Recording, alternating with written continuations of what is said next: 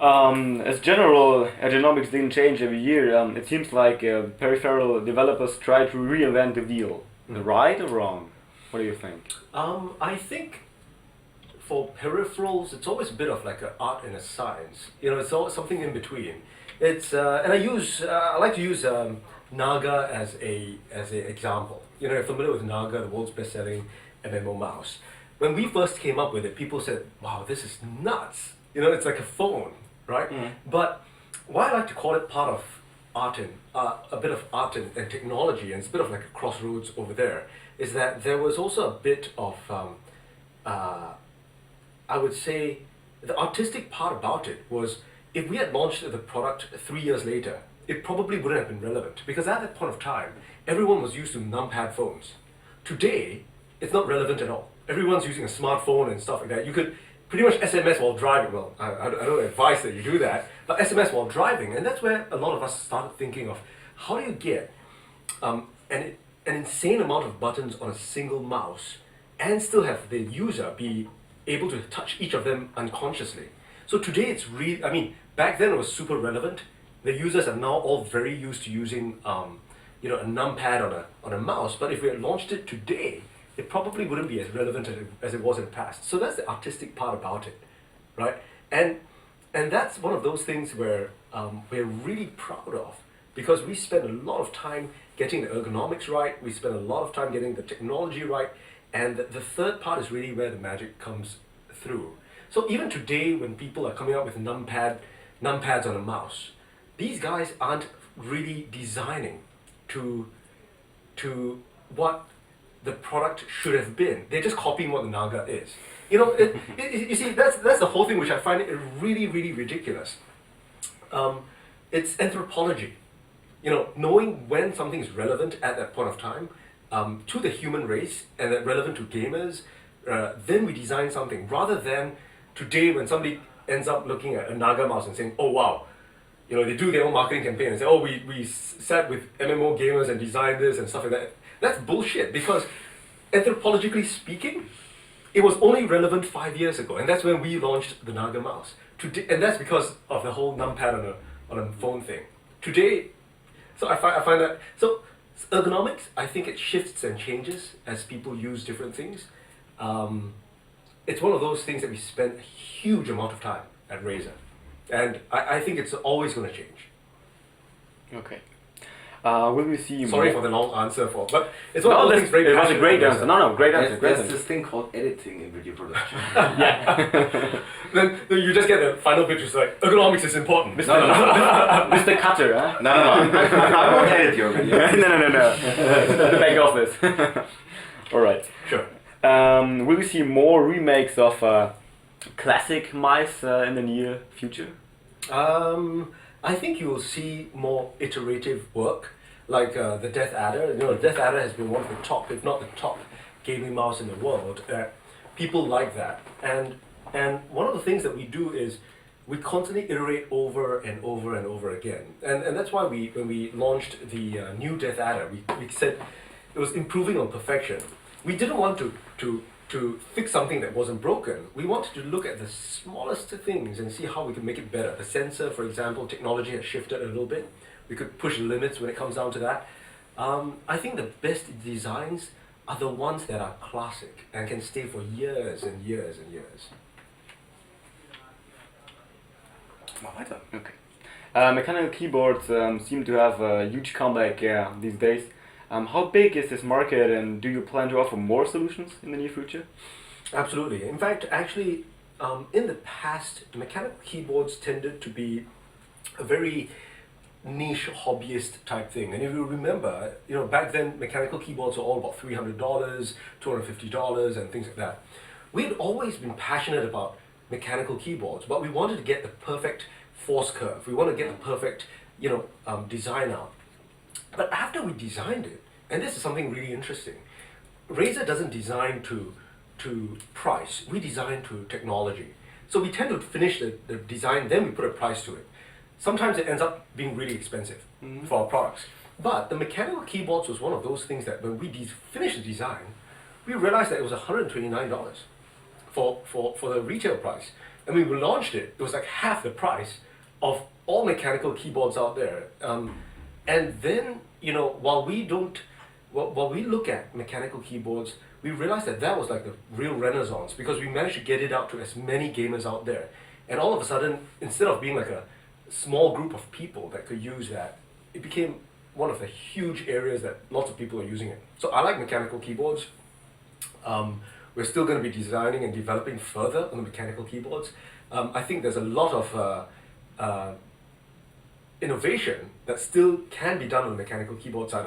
You're looking at me like you're going to ask me what we're going to do. I'm not going to tell you. Otherwise, we're going to have a whole bunch of people following that. But yes, you can see more innovations on mechanical keyboards coming from us. Let me add to that perhaps, because I'm an old guy, and not that old. Now you're making me feel bad. No, it's not that young anymore. No, I grew up with the IBM style keyboards, which had this very loud double click. Yes. Which nobody could stand if you had two people typing in the same office. Right. And there was always this fight about the touch curve of the IBM switches and the brown cherry switches. Yes. That actually was for people who were writing a lot of text, which I did all my life. Right. That was as important as a mouse today for the FPS sure gamer. Mm-hmm. In your anthropology studies, have you noticed the same thing, that people need to have a certain touch curve? It's not just that. to make them feel comfortable. Yes. So it's a variety of things. Even the way the angle of the keyboard, and you realize that old style IBM keyboard, that's a thing. It's different, I think, in terms of use cases. If you look at it from, and I could go on and on about it, I'm going to try to cut it short. Mm-hmm. Even if you look at it from a global perspective of weather, even things like weather makes a difference. Springs, you mean? Springs is one thing, humidity is another, even your workspace. So for example, some people, in Europe, for example, you might have wider workspaces. In other places in Asia, you may have smaller workspaces. So all this plays a part. You even realize the play styles of gamers tend to be different. Some like to swipe high sense and low sense, and then low sense and stuff like that. A lot of studies we've spent. We've got high-speed cameras, looking at users playing all the time. Force curve is just one of the things, and I'm glad you've raised that, because even the different rows, because of the way your fingers arc backwards and stuff like that, there's a huge amount of studies that we spend just doing that. In fact, we're probably one of the few companies that have a dedicated ergonomics team of scientists just looking at this. It's a huge field. And it changes. It doesn't just, stick in a certain way. It changes as people, use things differently, as games change differently, as workspaces change or play spaces change. It's a huge area. All right. How are the things going with the Hydra in terms of game support and acceptance with the customer? Oh, it's done really, really well, especially recently with the Oculus Rift. That has been doing, that was the next question. that has been doing really well, because it's a very natural progression with that. We've been getting a lot of ISVs reaching out to us, integrating it within. So it's been great. It's been great. So have you heard of Oculus Rift personally? I'm sorry. Yes, I have. It's incredible. I'm super excited about it. Okay. Used with the Hydra, I think it's incredible. Okay, so Oculus Rift plus Hydra is the perfect gaming combination, or nearly perfect. Lots of people ask me, right? Is this the perfect gaming mouse? Is this the perfect? At Razer, we believe that we push the limits of design to get the best possible product at that state of art, but technology changes. So it's a real tiring process for us, but it's a very exciting process that every day we're looking to push the limits over and over. I would say it's a phenomenal combination today, but who knows in the future, right? So fast forward 10 years, how do we play games? I think we're working on that right now in our labs. The products I use on a daily basis tend to be 2 generations ahead. So even stuff like that you see today that we've launched, we've been testing and using it in the field for a long time. Our esports athletes tend to test 1 generation ahead. Internally at Razer, To give you an idea of how we develop product, we've got a dedicated technology center in Austin, and these guys look at anything from 5 to 10 years ahead, or even beyond. They track technologies for us, and they are standalone. We've got 3 dedicated design centers globally, one in San Francisco, one in Taipei, and one in Singapore. And the Razer is a little different in the sense that the majority of our staff tend to be designers and engineers instead of sales and marketing people. In fact, designers and engineers take up about 60 or 70% of the people, as opposed to the other way around. So we are a tech company, and we spend a lot of time looking at cool stuff. Okay. For certain games, you offer branded and specialized peripheral bundles, which are quite expensive. So is this really a real market opportunity, or is it a bit more a marketing tool? I wouldn't call it more marketing or anything. I think we like to work with games that we like ourselves. I use Tron, for example, right? When I watched Tron when I was a kid, it was like, holy crap, this is so cool. And when I got the chance to work with the movie, it was like, it's not about sales, it's about having the opportunity of working on that. It was just really cool. And recently I've been involved a lot more with Kickstarters. We've been funding like Wasteland, Richard Garriott's Shout of the Avatar, and things like that. Is it marketing? Probably not. Is it something cool that we think like, holy crap, we get to do something with a game that we like, right? League of Legends or whatever it is. We're all gamers at Razer. I would say that if we get the chance to work with games that we like if I could build a killer robot in the future, why not? Because that's something that we want to be able to do. So killer robotomizes. You never know. Maybe a next CES, next Gamescom, maybe, right? You want to add something? Yeah, absolutely. Like, what's next killer robot gonna be? No. I mean, you have to watch Big Bang Theory to know what a killer robot and a real killer robot is. You know that episode? Yeah, I watch that. I mean, Big Bang Theory is one of the sitcoms I watch on a hugely regular basis. Yeah. Especially when they have that little pile of rubbish and asking how to fix it. And right. He says, I've seen satellites crash from space that are in better shape than this thing. No, but he definitely was kidding. I mean, even if you look at other valuable brands like Apple, for instance, which everybody admires for their brand image. Sure. Which I sort of is like Razer in gaming is what Apple is to all general. I've heard that quite often. Right. Yeah. Even these guys have to soften up time after time and build a budget product, like they did with the iPod Nano at the first place. Sure. Jobs first said that flash players suck because they don't have enough memory. Then they announced one a year after that. Sure. And they're even, which is pretty far on the wall right now, doing a low-cost iPhone. Have you ever thought about having a Razer branded device that actually costs like half of your normal products, offers limited functionality, but still is in the same mechanical quality? I mean, the price range, even for good gaming mice right now, goes from like 30 to 150 euros, so there's a huge delta. Right. So for us, I think it's as I've mentioned, we don't design to price. I think that's one of the things about Razer. We're not good at that. I think traditional, I'll be honest about it, the traditional companies tend to start with focus groups, and they will say this is a price point they need to reach, or this is a price point they need to reach, and things like that. And then what happens is that they use these price points, they work backwards, and then tell their engineers, look, just design within this price point, or you have to design within this price point. Now, we don't do that because it's not in our DNA to do that. We tend to sit around and somebody says, wouldn't it be cool to do this? And we'll just go and have arguments and go back and forth and finally build it out. Then decide on the price. I'll give you an example. Like when we first built the gaming mouse, after we were done, it was like a $130 gaming mouse, and mice at the point of time were like $10 or $20, right? And at that point of time, it was like, okay, if we had, and we talked to a lot of people, and they said, look, you're crazy, nobody's going to buy this, and go home, kids, right? Now, the thing is this, if we had decided back then to just give up, the whole industry today would not exist.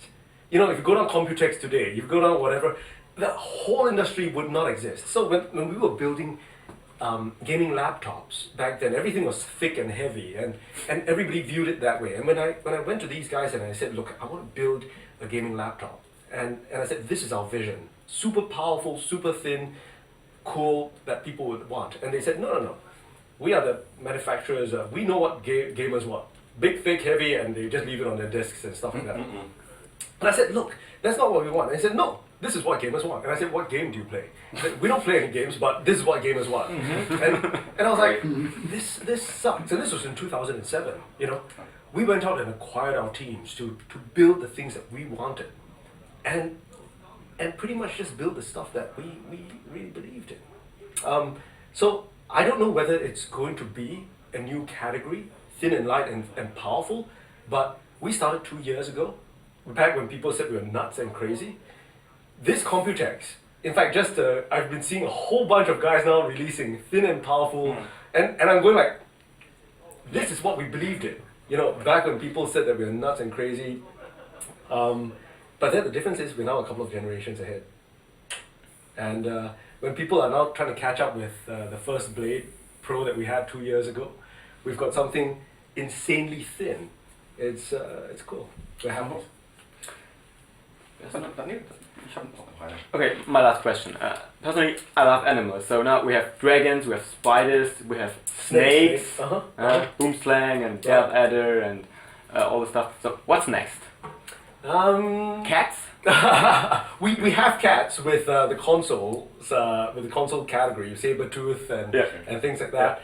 Yeah, but that's a secret. You know, I spent a lot of time looking at that. The thing about Razer is that we don't have actually many product lines. You know, we've got very few compared to the guys out there. They tend to come up with a lot very, very quickly. In fact, we like to joke that we take, in the past couple of years, we've got enough product line, which is the same as one season for other manufacturers. That's why they need MX 25,000 or whatever it is. But it's great. I mean, I believe in companies doing their own thing and stuff like that. For us, we're looking at what's cool and what we like ourselves. We're taking our time. But, you know, I'll let you know when we decide to have a new product line. One thing which is feedback from our readers. Sure. I don't know who said that at the launch event for the Razer Blade, but somebody said that you actually don't need your own distribution outside the US because some of your fans would even fly to the US to buy one of your products. I can tell you that really freaked out some of my readers because they used to the fact that even the smallest Taiwanese companies, much smaller than you guys or from around the world, at least have their stuff on Amazon or do worldwide shipping when they sell it directly. Sure. So are there plans to extend your sales department or even cooperate with some of the bigger outlets like Amazon or even Alternate, for instance? I'm sure you know them. They're one of the biggest retailers and they also have their own distribution channels. Sure. Any plans to extend that to get local sales and probably local support? For our systems. Yeah, for the laptops especially, and for the upcoming tablets. Yeah. So the thing is, we're in globally for our peripherals and stuff like that. The systems, when we launched 2 years ago, we were planning a global launch back then. The problem was that demand in the US was way too high for us to catch up with the supply. So we were planning to roll it out, you know, Europe, Asia, and stuff like that. But demand in the US, boom, was just so high. Then the second generation came about, and demand was insanely high. We had gamers on the launch day of the Blade fly over from Australia, and it's all on the internet. You know, they flew over to Australia to New York just to be the first people to buy a Razer Blade. Now, the thing about systems which is slightly different is that we're setting up an entire tech support and customer service support for the Blade itself. Mainly because it's a little bit more straightforward for peripherals. For systems, sometimes there's the OS issues. It could be anything which may not be related to the Blade, and we want to be able to make sure that all our users have an incredible, like an amazing experience when they buy. It's much like Alienware started, you know, when they had their own support for that. And we want to control all of that because we want to make sure that if anybody has difficulties, we're going to be able to address them. Now, That much said, however, we're working full time to see how fast we can get it across to Europe. I know that there are a lot of European gamers who have been coming across to the US to buy it. It makes it a little bit more difficult for us because here we are trying to catch up with demand in the US, and I'm seeing it appear everywhere. I go to Asia, I see it, guys say, "Hey, can you sign my blade?" I'm like, "Wait, where do you get this?" And then, I go to Europe and I'm seeing it all over the place. We're working on it. We're trying to get it as fast as possible. Trust me, it's. But you're not giving it out of your own hands. You're not looking for somebody to cooperate with, because especially in Germany, which is a very special market. People are very tech savvy, and they like to, especially gamers like to disassemble their systems and do own upgrades and stuff like that. I would recommend that you talk to some of the guys who actually are in that market already. Absolutely. In fact, we would probably want to partner somebody who knows what they're doing, but at the end of the day, we want to make sure that we drive that experience, because gamers who purchase a Razer product expect a certain level of experience, and we want to be able to bring that experience, whether it's in North America or whether it's in Europe, to have that same experience globally. But we are super excited. One of the areas, especially in Germany, I mean, there's an appreciation of technology, appreciation of engineering. It's not so much like, oh, I want it to be at this price or anything like that. It's like, holy shit, that is cool because you've managed to take that much thermal performance into something, as thin as 0.66 inches or something like that. We want to be able to do that. Excellent. Thanks. So, thank you very much. Thank you very much. It's a real pleasure. And we're perfectly perfectly on time. Yeah.